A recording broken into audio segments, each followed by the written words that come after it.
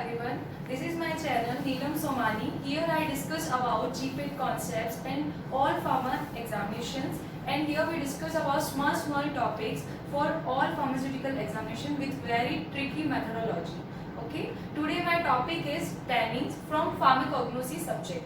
So let's start the topic tannins. Tannin is very important concept regarding pharmacognosy, but pharmacognosy generally this tannin we neglect. Okay, so start this topic, tannins. For general introduction, what are tannins? Tannins are plant metabolites. Okay, secondary metabolites.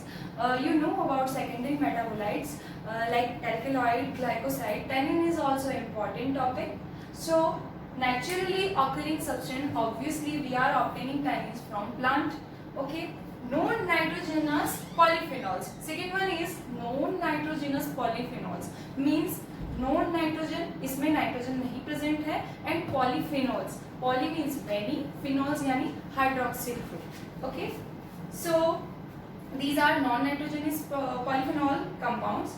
Third one is astringent. Astringent is what? Astringent is the substance precipitating with protein.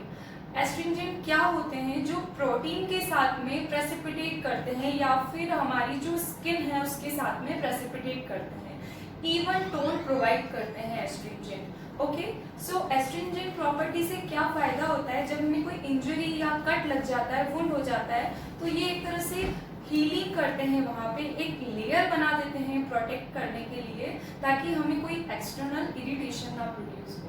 So these are very important regarding astringent property. Now come to the solubility. तो जो tannins होते हैं उनकी solubility क्या होता है? These are freely soluble in water and alcohol.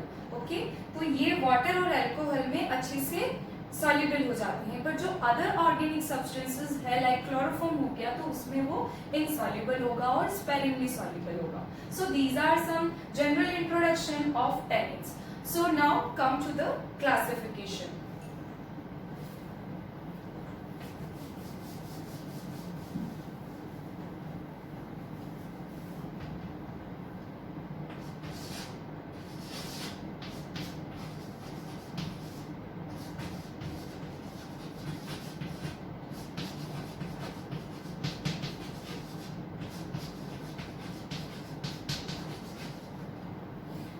Tannins जो है वो ब्रॉडली हम उनको टू टाइप्स में डिवाइड करेंगे, true tannins and pseudotannins. Okay, true tannins और स्यूडोटैनिन्स में मेजरली क्या डिफरेंस होता है? जो ट्रू टैनिन्स होते हैं वो हायर मॉलिक्यूलर वेट के होते हैं. जनरली एक टैनिन की प्रॉपर्टी भी होती है कि वो हायर मॉलिक्यूलर वेट के होते हैं, तो हमें इसमें क्या लिखना है? These are of higher molecular weight. जो ट्रू टैनिन होगा उसका पता कैसे लगाएंगे हम? हायर मॉलिक्यूलर वेट से. ओके, स्यूडो में क्या होगा? इनका जो वेट होता है वो लोअर मॉलिक्यूलर वेट वाले होते हैं. ओके, और एक बहुत ही इंपॉर्टेंट कॉन्सेप्ट यहाँ पे आता है गोल्ड बीटर्स टेस्ट. ठीक है, जनरली क्वेश्चन नाइपर और जीपेट दोनों में आया हुआ है कि टैनिन कौन सा टेस्ट देते हैं, तो ऑप्शन में गोल्ड बीटर टेस्ट आता है, तो हमें उसे टिक करना है, या फिर गोल्ड बीटर्स टेस्ट किसके लिए परफॉर्म होता है? तो टैनिन्स के लिए. तो जो ट्रू टैनिन्स होंगे वो हमेशा गोल्ड बीटर टेस्ट को पॉजिटिव देंगे, और जो स्यूडो होंगे वो क्या देंगे? नेगेटिव देंगे. तो जो हमारा गोल्ड बीटर्स टेस्ट है वो ट्रू के लिए क्या होगा? पॉजिटिव, और जो हमारा स्यूडो है उसके लिए नेगेटिव. ओके, स्यूडो के कुछ एग्जांपल्स यहाँ पे है, जैसे टी हो गई, कॉफी हो गया, नक्स वोमिका हो गया, इसमें क्लोरोजेनिक एसिड होता है. तो क्लोरोजेनिक एसिड जो है वो स्यूडोटैनिन का एक एग्जांपल है. और एग्जांपल हमारा इपेकोआना एसिड हो गया, जो इपेकोआना में होता है, तो उसमें सम क्वांटिटी टैनिन की मानते हैं, तो सो हम कहते हैं कि ये टैनिन ही हो गया एक तरह से स्यूडोटैनिन. So come to the classification. True tannins क्या होते हैं? There are two types of true tannins. True tannins के two types है, हाइड्रोलाइजेबल एंड कंडेंस. तो मेजरली क्वेश्चन भी यहाँ से अराइज होता है और एग्जांपल्स भी इसमें, और हमें लर्न भी यही करना पड़ता है. तो हियर मैंने कुछ ट्रिक्स बनाई हैं, तो वो मैं आपको एक्सप्लेन करती हूँ. पहले हम देख लेते हैं हाइड्रोलाइजेबल क्या होता है और कंडेंस्ड क्या होता है. हाइड्रोलाइजेबल, जैसे नेम से ही लग रहा है, हाइड्रोलाइजेबल मींस हाइड्रोलाइसिस होगा।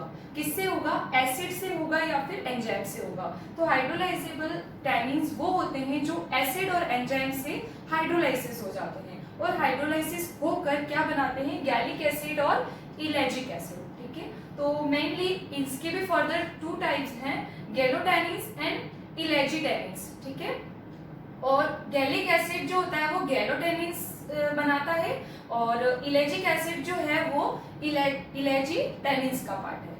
ठीक है, now come to condensed. Condensed क्या होते हैं? पता पड़ रहा है कि हमें इसमें हाइड्रोलाइसिस नहीं होगा, ये रेजिस्टेंट होते हैं किसके? हाइड्रोलाइसिस के।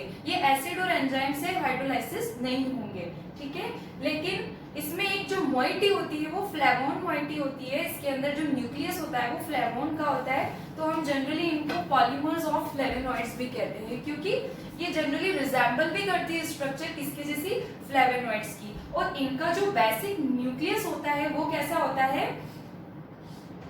कैटेचीन जैसा होता है, और ड्राई डिस्टिलेशन पे ये क्या बनाते हैं? कैटेकोल। ठीक है, कैटेकोल इसका बेसिक न्यूक्लियस होता है। और जो हाइड्रोलाइजेबल होता है उसका क्या होता है? गैलिक एसिड होगा या फिर इलेजिक एसिड होगा। अब हमें एक मेजर डिफरेंस करना है कि हाइड्रोलाइजेबल क्या होगा और कंडेंस्ड क्या होगा। तो एक FeCl3 का टेस्ट होगा, फेरिक क्लोराइड का टेस्ट होगा। तो फेरिक क्लोराइड जो है वो हाइड्रोलाइजेबल के साथ में ब्लू कलर देगा, और कंडेंस्ड के साथ में ये ग्रीन कलर देगा। ठीक है, इसमें basic moiety gallic acid ellagic acid होगी, कंडेंस्ड में हमारी होगी कैटेकोल होगी, और फेरिक क्लोराइड के साथ में ब्लू कलर हाइड्रोलाइजेबल देगा और ग्रीन कलर देगा हमारा कंडेंस्ड वाला। ठीक है, अब हम अपने एग्जांपल्स डिस्कस कर लेते हैं जो इम्पोर्टेंट है, और उसी में मैंने ट्रिक बनाई हुई है।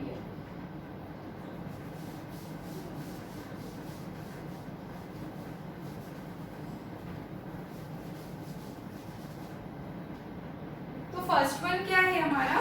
हाइड्रोलाइजेबल।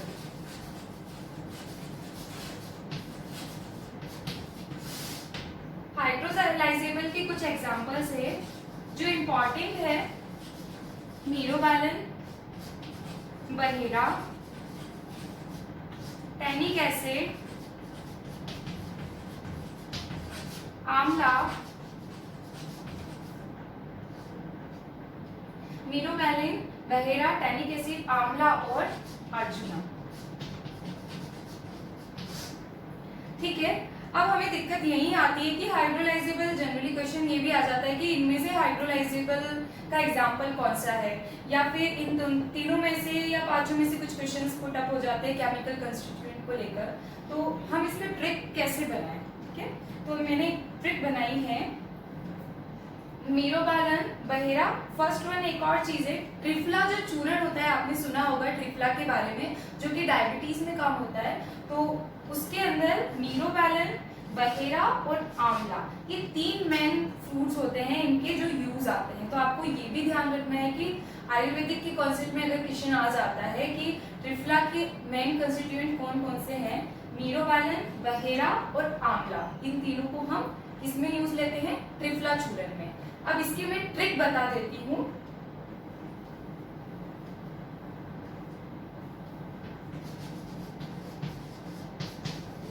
मेरे बालक अर्जुन, है ना, मेरे बालक अर्जुन,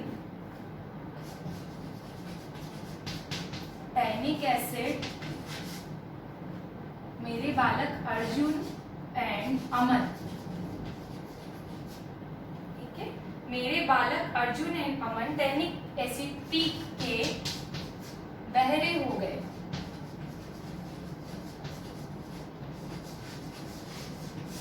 वैसे टैनिक एसिड से कोई बहरा नहीं होता, लेकिन ये ट्रिक है मेरी।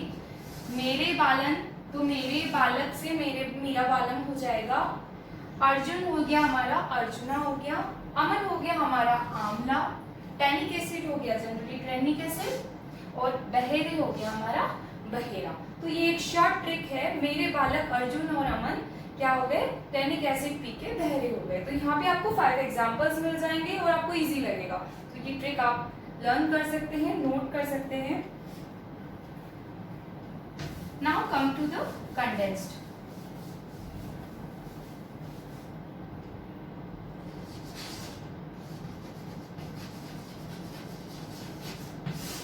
कंडेंस्ड, ठीक है, इसके 3 एग्जाम्पल इंपॉर्टेंट है, Ashoka, black catechu and pale catechu. Ashoka, black catechu और पेल कटेचू। तो इसमें भी एक ट्रिक मैंने बनाई है। अशोक, कंडेंस्ड मिल्क पी के mister black and pale catechu से मिले, ठीक है। Again Ashok condensed milk P के मिस्टर ब्लैक और मिस्टर पेल से मिले। इट मीन्स अशोक से अशोका हो गया, कंडेंस्ड हो गया, आपको पता चल जाएगा कि ये कंडेंस्ड टैनिन का एग्जाम्पल है। मिस्टर ब्लैक और mister pale, black catechu and pale catechu. यहाँ पे हमें कटेचू देखते हैं, हम हिंदी में इसको काला कत्था भी कहते हैं। तो ये जो चीज़ है, ये ब्लैक कटेचू, हम जनरली इसमें कंफ्यूज हो जाते हैं और गलत टिक कर देते हैं, लेकिन इसमें बहुत सारे डिफरेंसेस है जो मैं आपको आगे बताऊंगी। तो यहाँ पे हमारा कंडेंस्ड के 3 एग्जाम्पल हो गए, Ashoka, black catechu and pale catechu.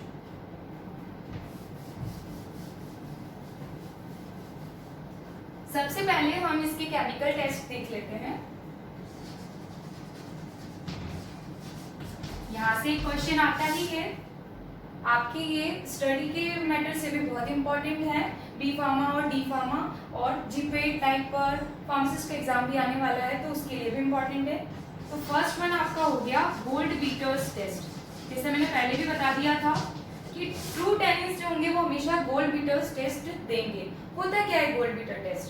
Gold beater test में हम क्या करते हैं, ओक्स का इंटेस्टाइन लेते हैं, ठीक है।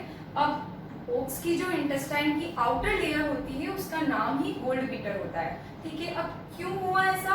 क्योंकि ट्रेडिशनली या पुराने क्या करते थे, जब गोल्ड को ग्लोब्यूल्स में होते थे तो उनको थिन शीट्स बनाने के लिए इसका यूज करते थे, ऑक्स की इंटेस्टाइन का, तो इसका नाम ही हो गया गोल्ड बीटर्स, ठीक है। तो हम इसमें क्या लेंगे, ऑक्स का इंटेस्टाइन लेते हैं और उसको 20% HCl में रखते हैं, ठीक है। और हम इसमें फर्दर फेरिस सल्फेट डाल देते हैं, FeSO4, ठीक है। और अगर हमारा कलर ब्लूइश प्रेसिपिटेट आता है, देन इट मींस टैनिन क्या है हमारा, पॉजिटिव है। तो गोल्ड बीटर टेस्ट इसका इंपॉर्टेंट टेस्ट है। दूसरा हमारा हो गया कैटेचीन टेस्ट या फिर मैच स्टिक टेस्ट भी बोला जाता है, ये भी आया हुआ है हमारा। मैच स्टिक टेस्ट, इसमें हम मैच स्टिक लेते हैं, उसको हमने सॉल्यूशन में डिप करते हैं, देन उसको HCl के फ्यूम्स के पास ले जाते हैं और कलर देखते हैं बर्नर के पास ले जाके, तो हल्का सा आपको पिंक कलर दिखेगा। इट मींस जो हमारा हाइड्रोलाइजेबल है वो प्रेजेंट है, ओके। हमारा जो टैनिन है हाइड्रोलाइजेबल या कंडेंस्ड प्रेजेंट है, ठीक है। जनरली इसमें पायरोगैलोल के लिए होता है ये, पायरोगैलोल की वजह से इसमें पिंक कलर आता है। तो डायरेक्टली ऐसा भी टेस्ट आता है कि मैच स्टिक टेस्ट किसके लिए होता है, टैनिन्स के लिए। टैनिन्स के लिए कौन कौन से टेस्ट करते हैं, gold beater test, match stick test, further और टेस्ट हैं, मैं आपको बता देती हूँ।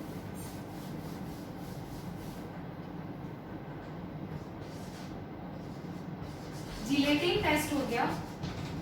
जिलेटिन टेस्ट के अंदर हम जिलेटिन लेते हैं और सोडियम क्लोराइड लेते हैं, तो एक बफी आपको प्रेसिपिटेट दिखेगा, मींस टैनिन प्रेजेंट है। एक आपका होता है फिनेजॉन। फिनेजॉन एक डाई होता है, फिनेजॉन एक कॉम्प्लेक्स होता है, उसके साथ अगर आप एक्सट्रैक्ट को मिक्स करेंगे तो आपको एक पिंक कलर प्रोड्यूस होगा। ये अगेन हाइड्रोलाइजेबल टैनिन्स के लिए टेस्ट है। एक हमारा हो गया वेनिलीन। वेनिलीन हाइड्रोक्लोराइड टेस्ट, ये भी हम करते हैं। इसके अंदर वैनिलीन लेते हैं, HCl लेते हैं और अल्कोहल लेते हैं। इसमें भी पिंक कलर आता है तो इट मींस टैनिन आपका प्रेजेंट है। तो these are some test for tannin. तो इस तरह से ये केमिकल टेस्ट जो है हमारे कंप्लीट होते हैं। नेक्स्ट मैंने टैनिन को 2 पार्ट्स में डिवाइड किया है। तो फर्दर हम कंडेंस्ड और हाइड्रोलाइजेबल को फर्दर एक पर्टिकुलर एक एग्जाम्पल करके लेंगे। ठीक है, तो आज का वीडियो यहीं फिनिश होता है। अगर आपको मेरे वीडियो पसंद आते हैं तो काइंडली लाइक, शेयर, सब्सक्राइब